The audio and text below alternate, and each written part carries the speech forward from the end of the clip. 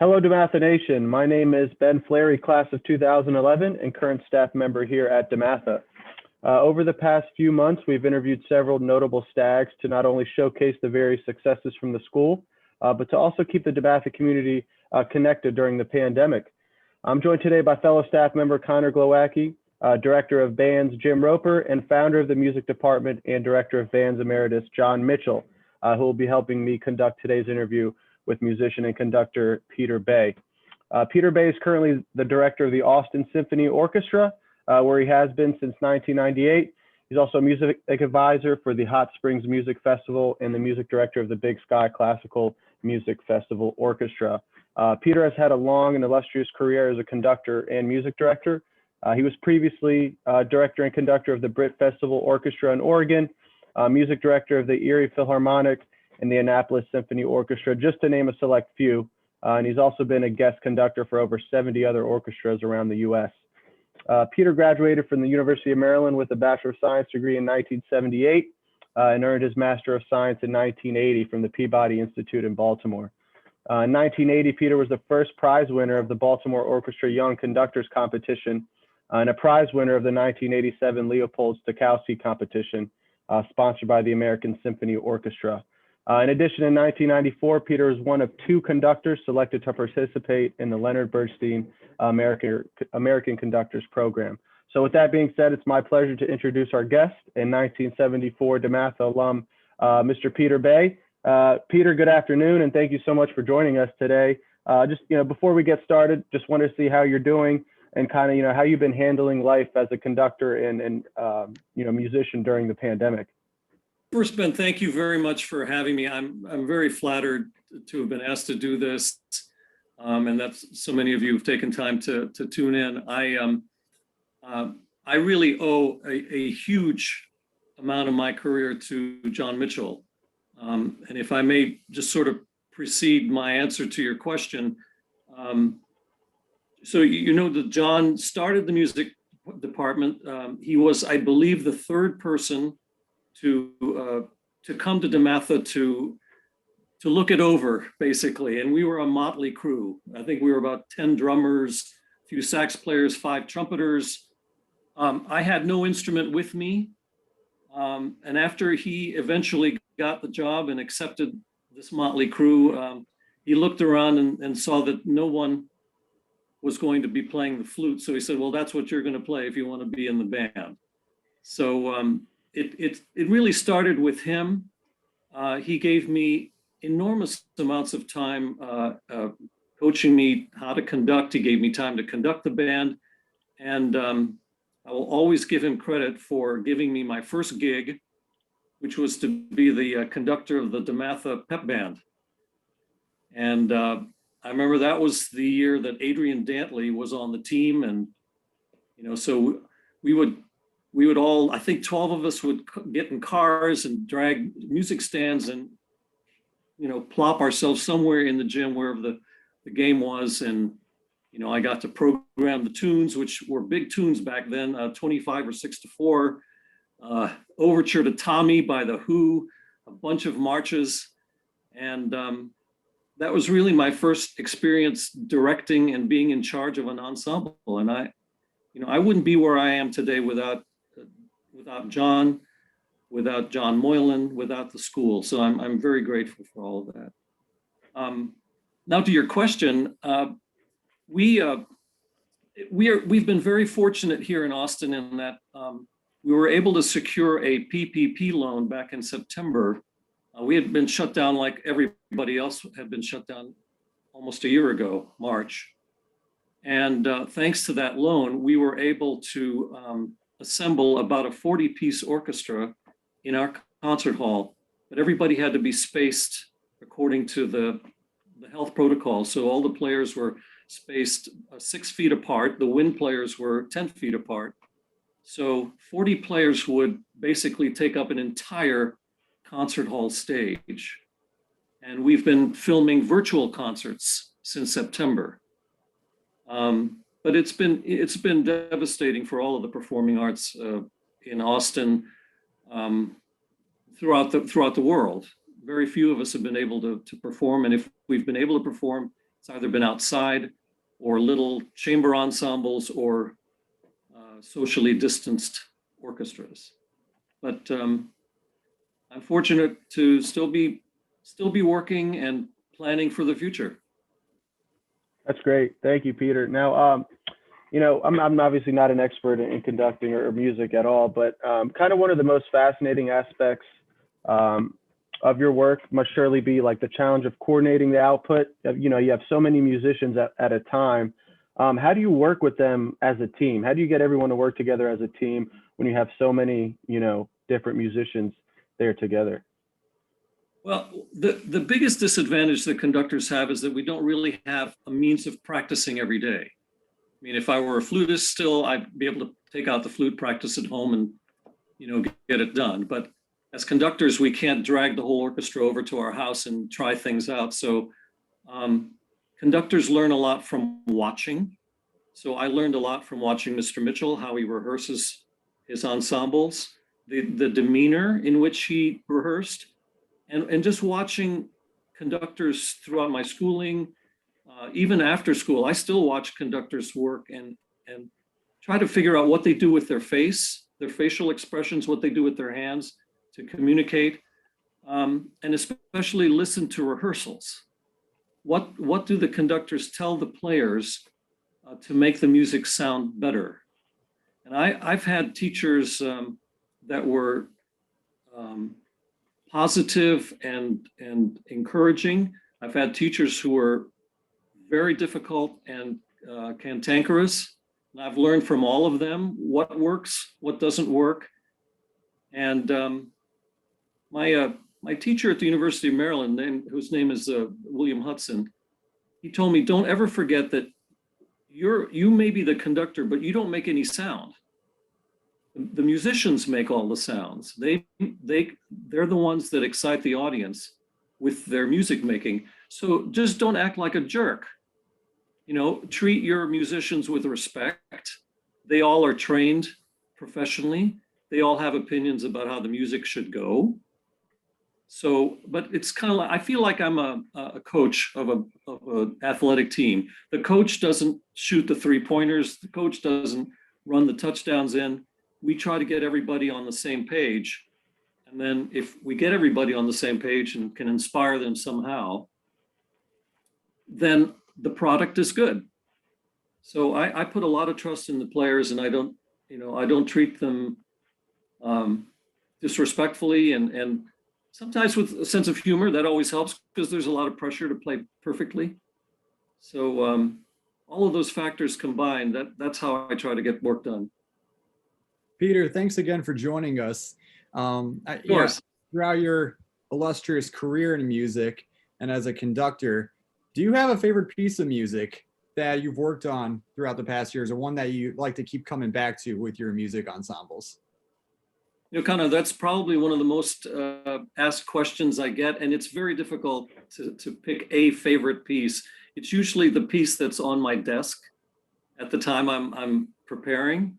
But there is a piece of music that means a lot to me personally, and it's a work by Leonard Bernstein. It's called Mass, and this is the piece that Jackie Onassis commissioned from Bernstein to open the Kennedy Center back in 1971. And I managed to grab a ticket for the 3rd performance of Mass. So this is September of 71. And Bernstein was my hero. He was the reason I became a conductor. And so to be there to witness that piece and the extraordinary, it's a staged piece. It's not a mass like a concert work. It's a theatrical piece. It required singers, dancers, orchestra, marching band. It's a 3-ring circus of a piece. But that piece made such an impression on me that I dreamt one day I would maybe have a chance to conduct a staged performance of the Bernstein Mass. So a few years ago, it was the centennial of Bernstein's birth. I managed, along with my wife, to raise $1 million to put on 2 staged performances of the Bernstein Mass with a cast of about 350 people.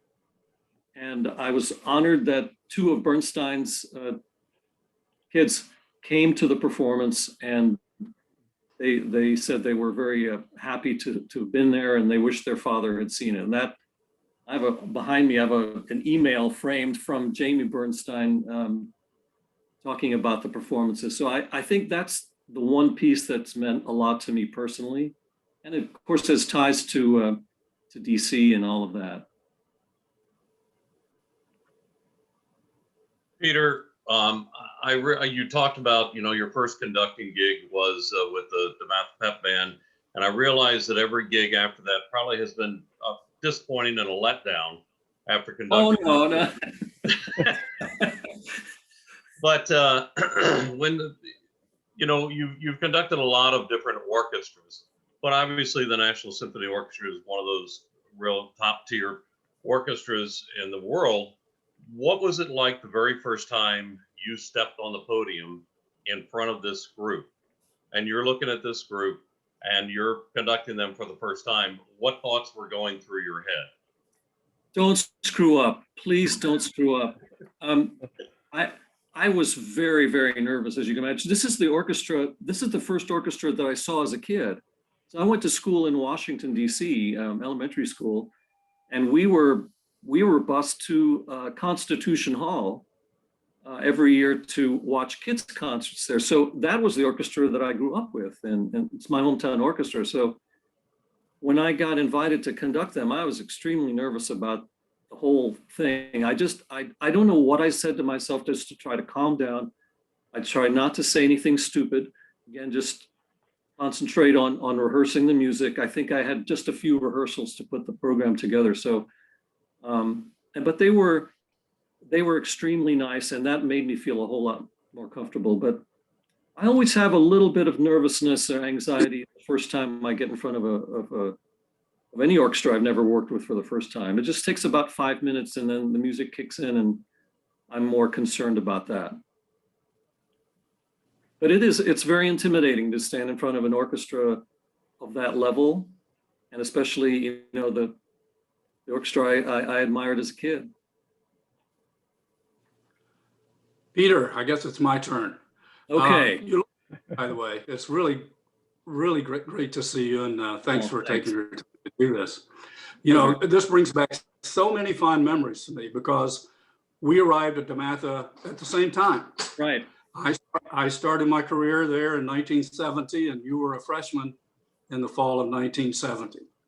And I remember you signed up for band, but you didn't play an instrument that we could use in the band, which you had mentioned a few minutes ago. I do know that you played piano very well, and you had more than any freshman I had ever have encountered knowledge of music already. I think you had some professional gigs maybe already on. Did you conduct or play organ downtown or something for? Well, my first musical experience was I sang in the boys and men's choir at St. Matthew's Cathedral downtown. I don't know if there still is a boys and men's choir there, but all the boys, I went to a school called Calvert School, and that was the school that was associated with St. Matthew's Cathedral. When I graduated from there to come to DeMatha, the school closed. So that school no longer exists. But the boys in, I think, second or third grade were automatically auditioned for the boys choir. So I learned how to read music and was trained in music there first before I came to DeMatha, but I had no instrument. I just sang. Right. But I do remember on visits to your and your parents' homes a few times, they had an extensive recording collection of classical music. So you were surrounded by music pretty early, and that's great. But then when it did come time to choose an instrument, as you mentioned, you played the flute, and you probably, as you also mentioned, had a little bit of nudging to do that. From you, but, yes. But very typically, Peter Bay, you saw the need and you stepped up, and that was greatly appreciated.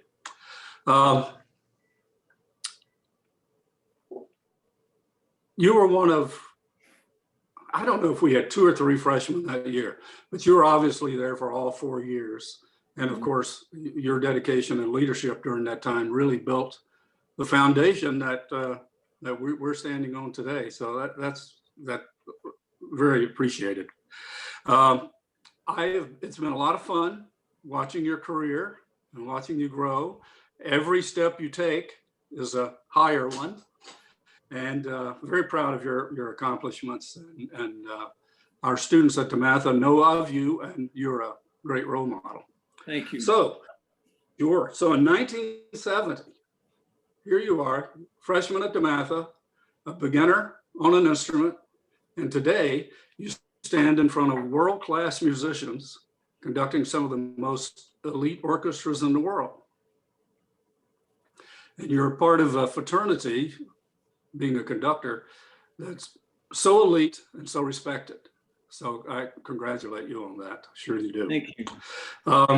Now that brings up my question, and you've answered it just a little bit, but at which point, because there's so many directions you can go in music as a professional musician, at what point did you decide this is it, this is what I want to do? Was it a conscious decision to pursue conducting, or is it something that just evolved? That's a great question. You were right that I come from a family of non-musicians. My father, as I mentioned earlier, was from the Philippines. He was trained as a lawyer, and he was a consul for the Philippine embassy in downtown Washington. My mother's from Switzerland. She was trained as an au pair and a nurse and a nanny.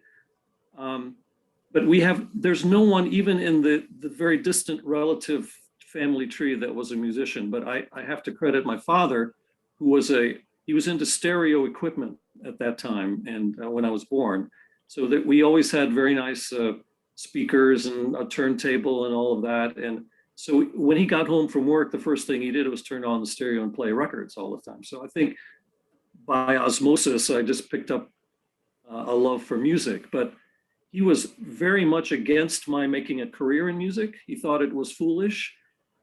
He thought that I would starve. And Sounds familiar. Yep.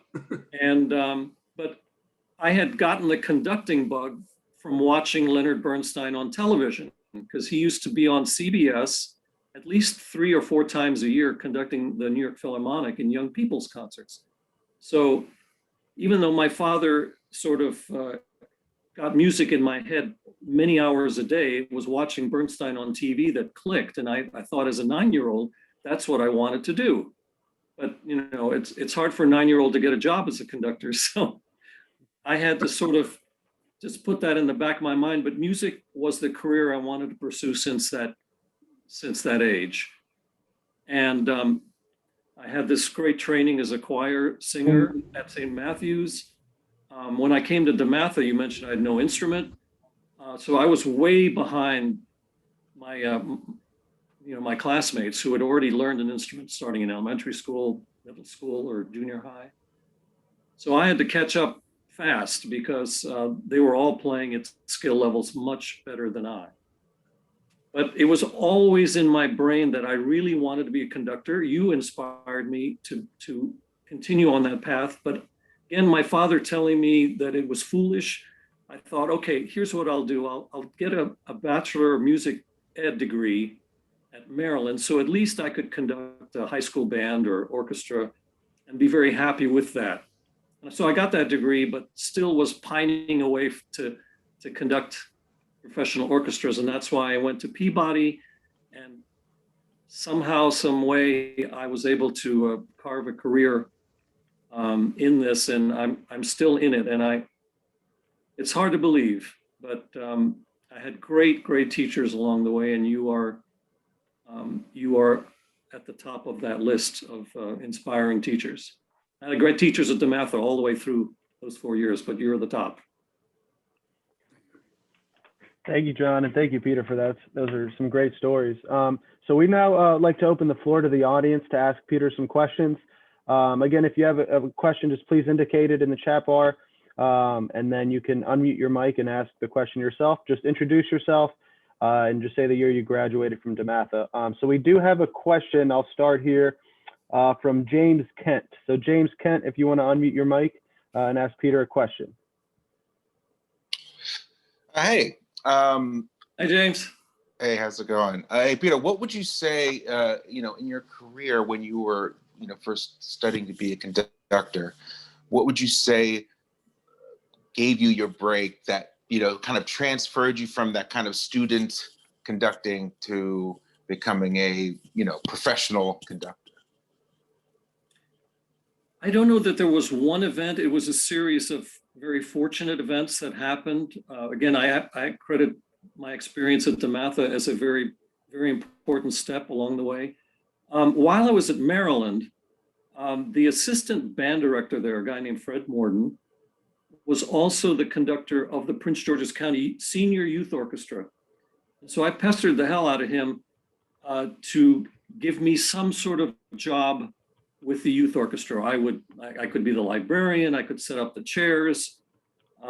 He took me on and he allowed me to do all of those things. I think I ended up playing timpani because there were no percussionists in the orchestra who could actually tune the drums.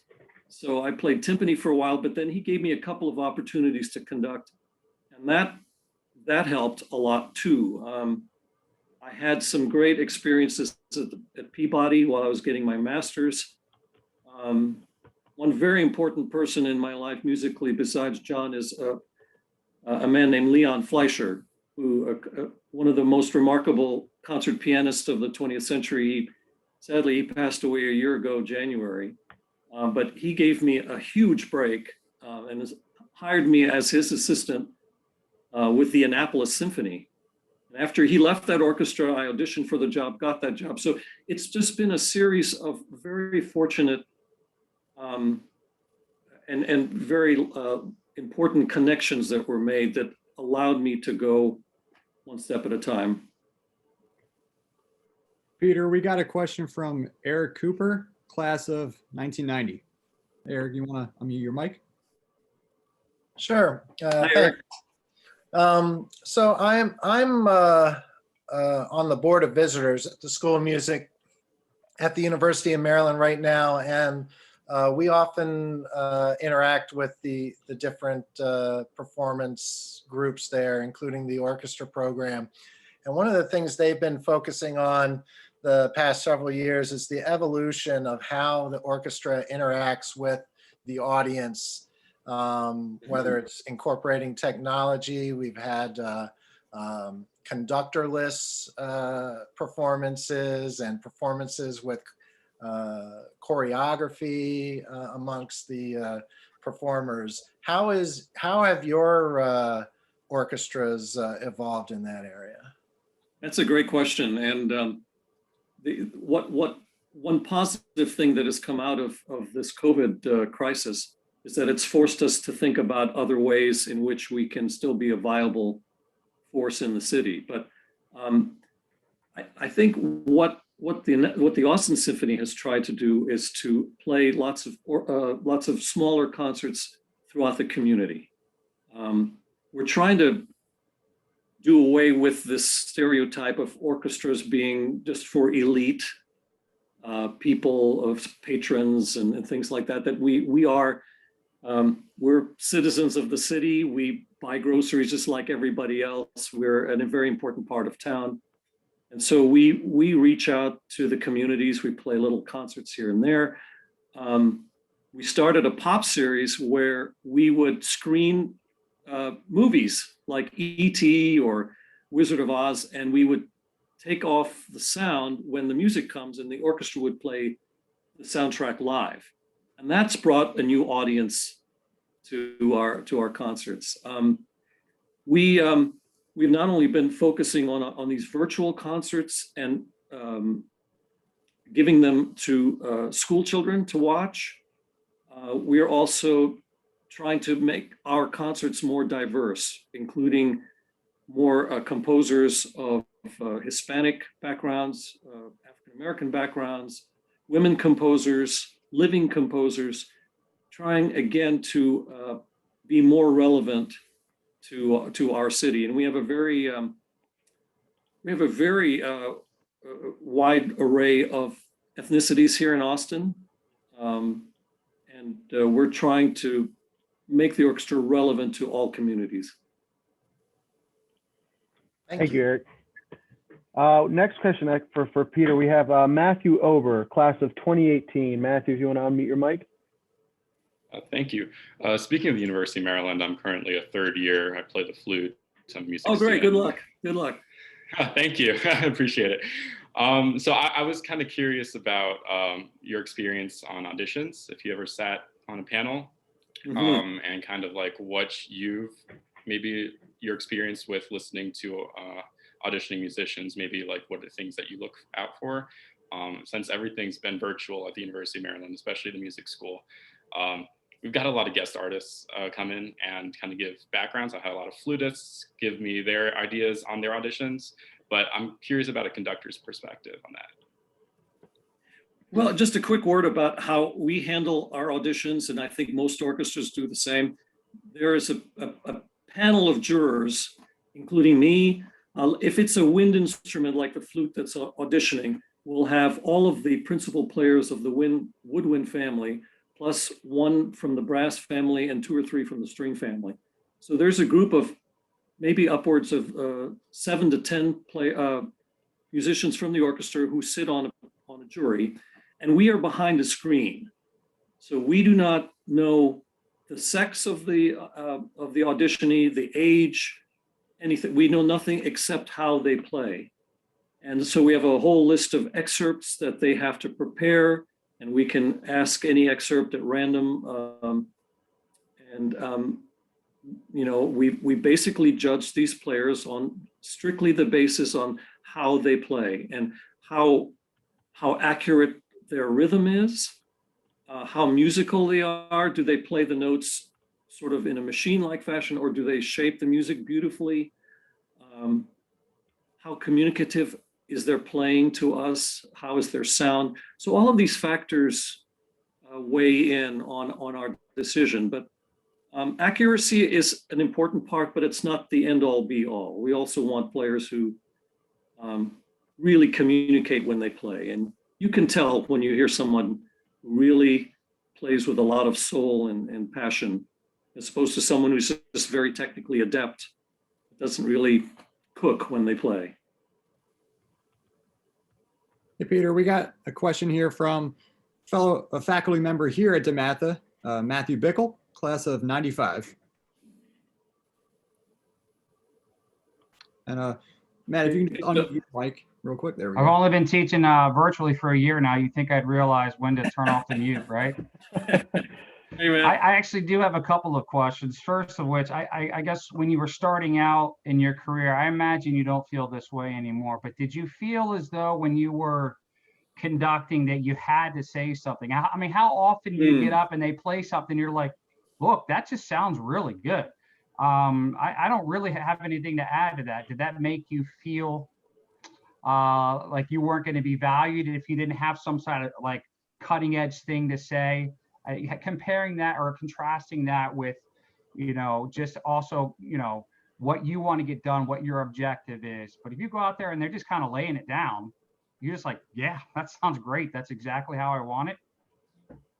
You know, it happens on occasion. And when I was asked about standing in front of the National Symphony the first time, that was the feeling I had, because I had come from working with a youth orchestra. And, you know, there's always something to say with a youth orchestra. A couple of community orchestras, the Annapolis Symphony, good orchestras, but not the level of the National Symphony. So it was a little bit disconcerting when I thought I didn't have something to say. But it's interesting, as the rehearsals go on, I did start to hear things that I could ask for. Maybe it wasn't the fact that it wasn't being played well, but maybe it had something to do with the shape of the phrase. And then I've just since found out that there's always something to say, but if there's a moment where there isn't, I basically tell the orchestra, wow, that's fantastic, beautiful. Let's keep that the way it is. Let's go on to the next movement. Right, because they're so highly trained at this level. I mean, they know when they're out of tune. They know if they're not having a great day. They know if they entered early or late, if the rhythm wasn't right on. And I imagine that's so much of what you have to do. But now that you've been so established, but you don't have to worry about it, but as much, but it's the rapport, it's the respect of you as the conductor. And these musicians have dedicated their whole lives and have maybe they played Mahler 15 times already, but it's like, I imagine it's got to be a mutual respect. I think respect may be there, but I think it's trust. That's probably the most important thing. I trust the players, and they trust me because I try not to ever show up to a rehearsal unprepared. I feel like I've done my homework, but sometimes in the course of the rehearsal, I'll hear the oboist play a phrase in a different way than I had planned, and so I said, well, I prefer that actually. And so there's a lot of give and take during the rehearsals, but they may have a specific idea on how a particular piece ought to go. Like you said, the orchestras, they've played Beethoven's Fifth Symphony hundreds of times, but they may not have played it in the way I've envisioned it. But the way I've envisioned it is always subject to change from the way they're playing something that I may say, wow, I didn't think it was going to be played that way, but I really like that. And I'll adopt that as part of my interpretation. But I think the most important job that I have is to come prepared. It'd be like an actor coming to rehearsal, not having the lines down, or just not doing enough of the research or the homework in advance. And that's how you build trust. Right. Doing the homework. And last thing, and I'm sure other people are going to want things to ask. So I have 3 children, and it seems like kids nowadays, they're all into gaming. And I still think when I would, play Atari and like Space Invaders and Pong and all these games, I mean, the games they play now are unbelievable. I don't know a lot about them. I'll sit down with the controller and I can't even follow what's happening, but I do hear the music that's happening. So some of these games that are just making millions and millions of dollars, they actually have unbelievable composers and soundtracks and music that's happening. Do you see that? Because I don't see composers going to the woodshed in the middle of the mountains and writing a symphony anymore. Those days are hard to find, I think. But do you think the future may be in some of these gaming, maybe trying to integrate, gaming as part of your concerts? Oh, sure. In fact, here in Austin, because Austin is very much a high-tech town. We've got so many startups here. The Dell computers, this is their home base. Michael Dell went to UT here. So we do have annual concerts of gaming music. And we usually bring the composers of the gaming music here to conduct the orchestra. Those concerts sell out very rapidly. Mm-hmm. That's a new phase of music that's grown over the last 20 or so years. And a lot of composers are dedicating their careers to writing gaming music. But there are still composers who are writing concert music. A lot of the gaming composers end up going into the film music realm. But I think there are still plenty of people up in the mountains writing concert music. It's very difficult to get their music played. Very, very difficult. But again, you as composers, you kind of rely on making connections with conductors and with orchestras to make those opportunities happen. But it's hard enough to try to get a job as a conductor, because for 100-piece orchestras, only 1, maybe 2 conductors. But for a composer, it's even harder. Great. Thank you, Matt, for those great questions. Thank you, Peter. Peter, I want to ask you a question. So it's kind of a 2-part question, but so I'm curious what the most rewarding thing about being a conductor is, and then kind of on the flip side, perhaps the most challenging part. Well, the answer to both questions is the same.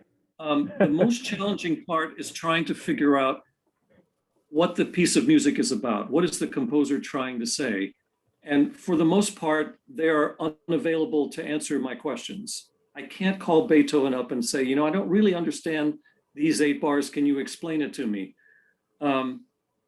So I think the most challenging thing is to develop an interpretation of just the black notes that are on the paper. And then the second part of that is, how am I going to get the orchestra to play the music the way I envision it? but that's also the thrill of learning a score or revisiting a score that I've done, and then getting in front of the players and working on it.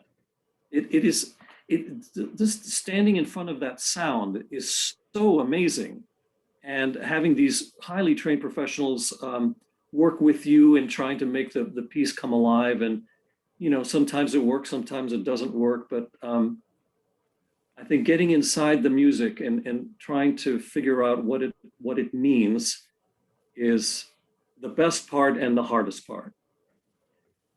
Got it. Hey, Peter, we got a question from Kevin Patrick, class of '88. Hey, thanks for jumping on this, Peter. Here, Kevin. And good to see the flute section represented so well on this call.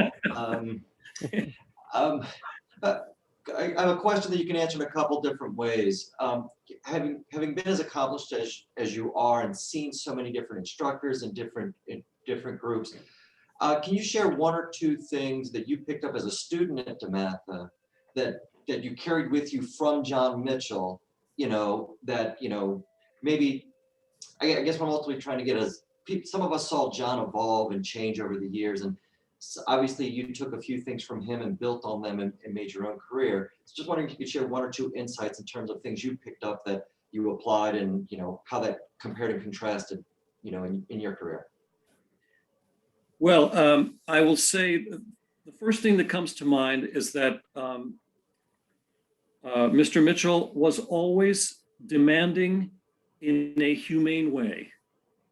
He always wanted the band to play better and better. He didn't accept he didn't accept a lack of preparation. If we didn't practice our parts and showed up to rehearsal and just sort of sloughed through the music, he didn't accept that. And I think he instilled in all of us a sense of a really strong work ethic. He rehearsed also with a sense of humor. And that's very important too, because again, we were all sort of trying to do our best, and sometimes it just came out horribly. And how do you deal with that? You can get mad, and that will make an effect on us, or you can try to make light of it and say, well, let's try that over again. And this time try to sound like a flute, or try to sound like what the composer is trying to write. So I think the number one thing that I got from him, and I don't mind telling him this right to his face, is that he really taught all of us how to be good workers and dedicated workers, and to not just accept a certain level and that's fine. Just keep working at it and keep going. I mean, if I think about this, I remember so clearly, and I'm happy to see John Zulli on this. John was for a long time the only oboist in the wind ensemble, and for the first concert that we played warm-up pieces in one of the instructional books. I don't remember the name of the book, but there were some sort of Bach chorales that the band would warm up with. But we were so underdeveloped that we used these warm-ups as part of our first concert. And from that moment to what has been built over this time is just extraordinary. He definitely built something from nothing. And that in itself is a prime example of what we've all learned. Just keep building, keep moving forward, and good things happen. And the DeMatha Music Department is a prime example of that. And I would have to say for the other teachers too, I have fond memories of a lot of the other teachers, Joe Carroll and Buck Offit. They all demanded a certain level of work from us. And I used to remember walking home. I used to live near Magruder Park, which is about 15, 20-minute walk from DeMatha. I would walk home with this bulging book bag. It was heavy book bag. And some of my friends who went to Hyattsville High School hardly had a book in their hands walking home from school. So there definitely was an expectation that you're going to learn something, you're going to do a lot of work, and you're going to be a better person from having attended that school. It's a great question. I think we'll go to Freddy and Zurich next. Freddy, class of 94. If you could unmute your mic. Hello, everyone. Really a pleasure to meet you, Peter, and it's so awesome Thank you. to be connected in this way. I want to shout out my my cousin Gerald for hipping me to the fact that you guys were linking up today. Yeah.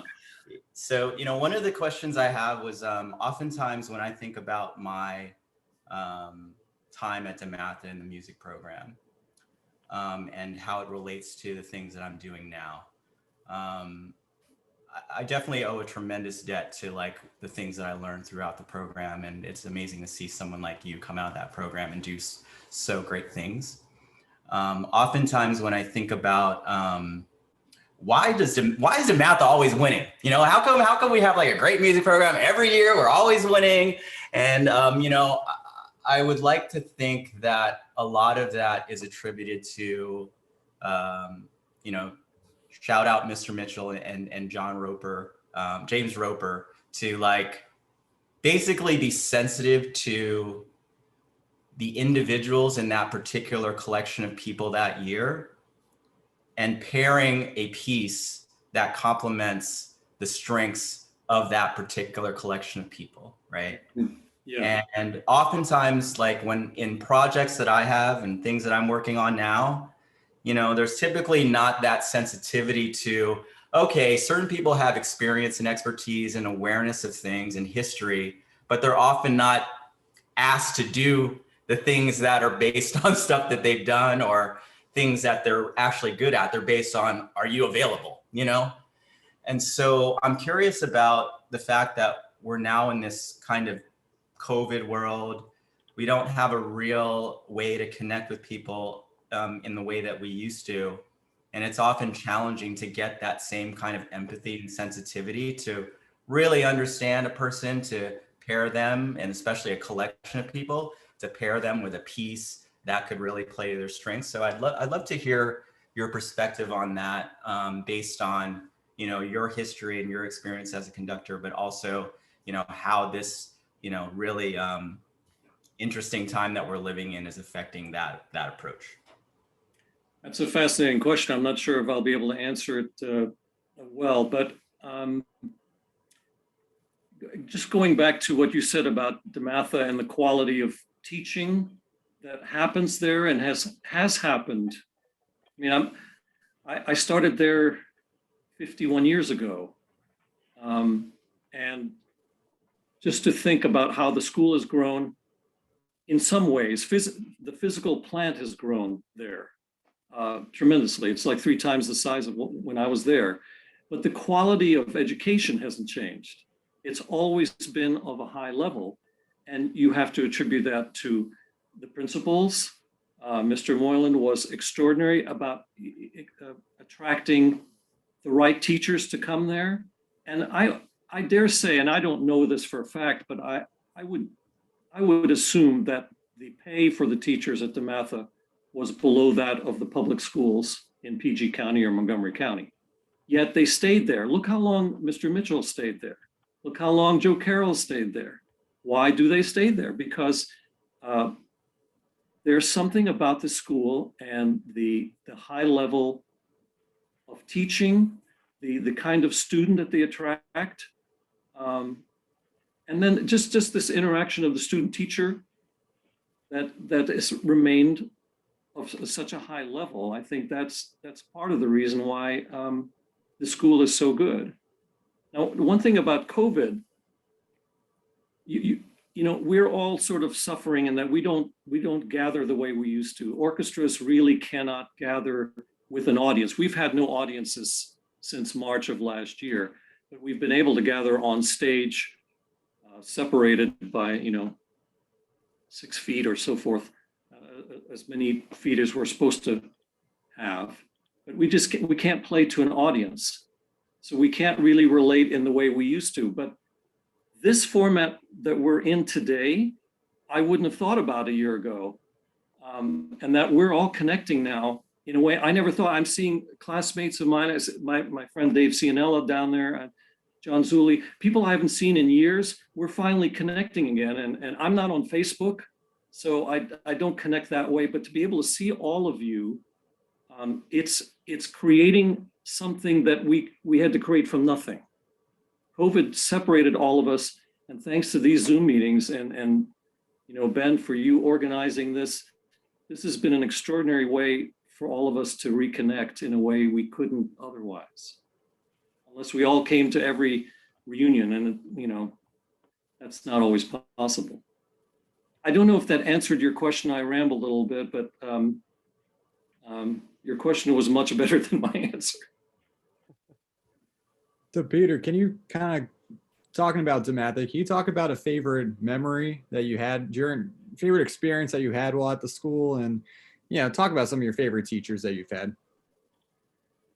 Well, gosh, you know, when I went to DeMatha, it was more known as a sports school, you know, and in a way it still is. I'm a huge sports fan, and I can't get over the fact that, you know, Victor Oladipo and Chase and all, it's just graduated so many all-stars in the sports field. I think some of the most fun I've had there were going to football games, basketball games. I played on the soccer team for 4 years. I think I may have been on the first soccer team at DeMatha. And in fact, I talked to the coach, Pete Johnson, about Christmas time. I got an email from him out of the blue. He found me. I talked to him. Sports events, concerts, especially the concerts that we did at DeMatha, and we take the jazz ensemble here and there. Those are some of the best memories I have. Teachers I mentioned earlier, remember Frank Bruno, who used to teach Christian ethics, Mr. Zwolak, of course, Morgan Wooten, Joe Carroll, Buck Offit. Mr. Cullen is someone I also remember. Mike Cullen taught French, but he was also a classically trained pianist. And I don't know that many of the students knew that. So sometimes after school, he'd go down to the antler room where there was a sort of a beat up upright piano, and he'd sit there and play very difficult Chopin pieces. Mike Cullen was a great teacher and a wonderful man. And I remember staying in touch with him a little bit before he passed away. I know I'm leaving out a number of very important people there, and I apologize, but well, Brother Damien was there when I was there. He's Father Damien now, of course, but he kept an eye on all the boys there at school. Peter, I didn't know you played soccer. I'm one of the soccer coaches here at DeMatha, but Are you really? I'm starting to hear in the chat here, word around town is that you were a really good soccer player. So I did not know. That's awesome. That's great. Not true. Not true. I played right wing, and I was able to cross the ball so that others could score. Hey, that's the job of a winger right there. That's awesome. But that was great fun too, and that's the only sport I was coordinated to play. I'm not built for basketball, football, or any other sport. But soccer, you can kick a ball around, and that was fun. Exactly. I don't know if John Mitchell, do you have one more question? If not, we'll conclude here. John? Well, I'll ask Peter a question that I get a lot. I've had people come up to me and say, you know, after a concert, and say, this is the first concert I've ever gone to where there was a conductor. And it puzzled me for a while. And then I realized, you know, most of the concerts they go to are, you know, different kinds of music. So I always get the question of, there's a big mystery what a conductor does. And of course we all, and you have talked about that already, but just what's your real short answer when someone asks you, what does the conductor do? Well, again, I think in simplest terms, I come back to the coach analogy. We try to get the players all on the same page as to how we're going to play. And then we make the decisions, and then the players do their thing. I think primarily a conductor's job is to by the use of the stick in one hand and the other hand is sort of a way of communicating, and also facial expressions communicate what we think the piece of music is supposed to do, how fast it's supposed to go, how loud or soft, how it's to be phrased. And by that, I mean, for example, if you're an actor and you're supposed to say to be or not to be, do you say to be or not to be, or to be or not to be? There are many different ways you can deliver that line, but somebody has to decide. The actor has to decide. That's what I do. I have to decide all of these factors that are in the music.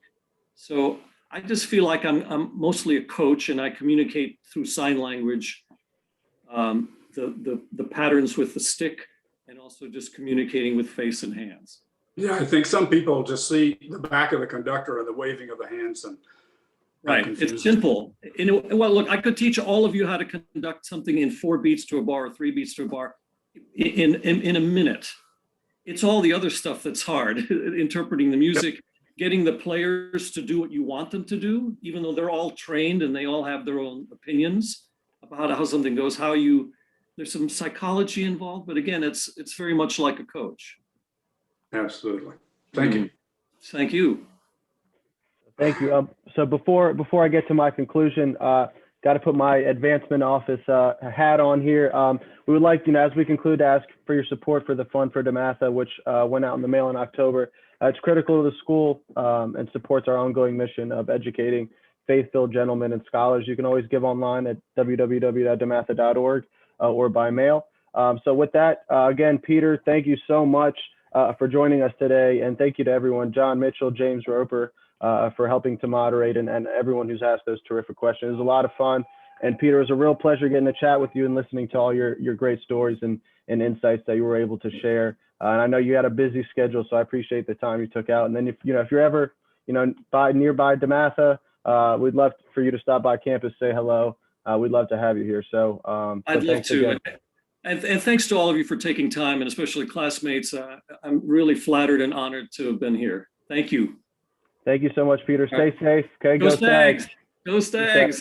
Thanks Yes, sir. a lot. Get in touch. Thanks. Thank you, guys. Bye now.